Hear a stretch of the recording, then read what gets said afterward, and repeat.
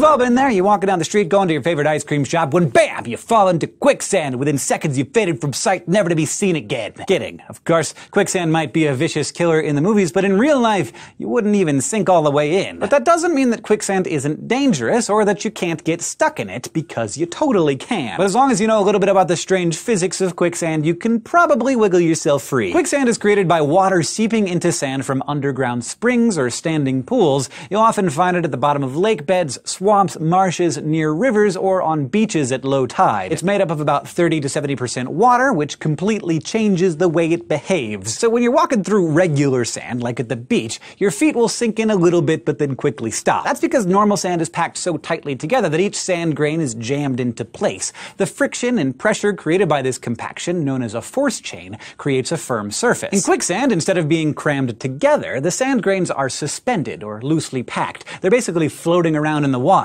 The friction and pressure is reduced, and the sand can't handle the same weight load. And that is what makes quicksand a non-Newtonian fluid, which we've talked about before in our first video ever. Essentially, this is a fluid that doesn't act like your everyday run-of-the-mill Newtonian fluid, water, for example. No matter how much force you apply to water, say by stirring it really fast, its viscosity, or the measure of how it flows, remains the same. If it got more viscous, it would be gooier, and if it became less viscous, it would be runnier. But if you apply a moderate force to quicksand, say by kicking your legs around, its viscosity does change. When quicksand is left alone for a while, the water fills in the gaps between each sand grain, and the two materials become evenly distributed in what's known as a colloidal gel. But it's a very delicate balance, like a house of cards with water filling the empty space. When stress and vibration are applied, say by a leg stepping on the quicksand, that house of cards collapses and the sand liquefies, and your leg sinks. Then, and here's the weird part, the quicksand becomes more viscous. Once you fall in, the water, which is less dense, rises to the top, and the sand, which is more dense, falls to the bottom. As the water rises, it leaves a vacuum in the dense sand, which compacts around your leg, making it harder to move. So hard, in fact, that the force you'd need to suddenly remove your leg from that quicksand is the same force you'd need to lift a medium-sized car.